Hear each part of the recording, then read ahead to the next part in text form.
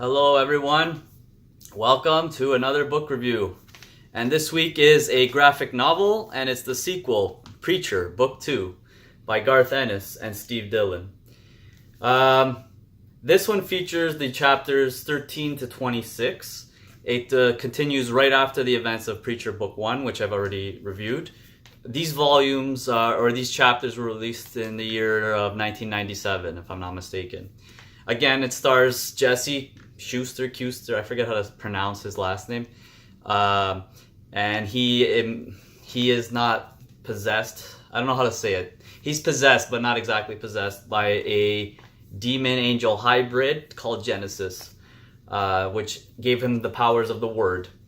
And to make a long story short, he reunites with his ex-girlfriend Tulip, and they also become friends with a vampire named Cassidy. This one specifically focuses heavily on the bond or relationship between Jessie and Cassidy.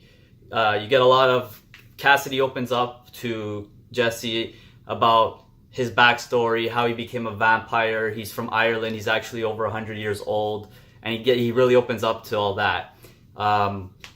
Jessie ends up getting captured by the Holy Grail because they were looking... Cassidy gets captured by the Holy Grail because they were looking for Jessie, but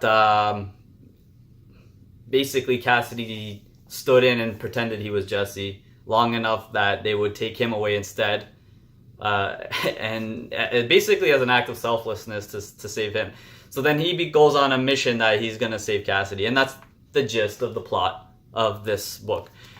The Holy Grail was not really introduced in the first volume, but now it seems like they're going to be the big antagonists of this story. I don't know yet. It just seems that way. There's a lot more going on. There's a lot of depth to that. What I liked about this book, or these volumes, is they really built on the rapport of the characters, and they really gave them a lot more substance and a lot more meaning.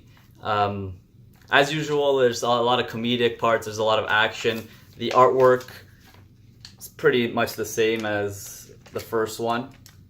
There's a few pages. I enjoy the art style. It's not my favorite art style, but that doesn't mean it's bad. It's just not my favorite. I'll say this. It's not my favorite art style. It's really good though, but it really fits with the themes and the ideas of this book. So that's why it makes sense. I'm just saying my preference is not this art style. That doesn't mean that it's bad. Yeah, that's all I have to say really about this book. I'm going to read the last 4 eventually. There's 6 total if I'm not mistaken. And that's all I have to say. Really short and simple.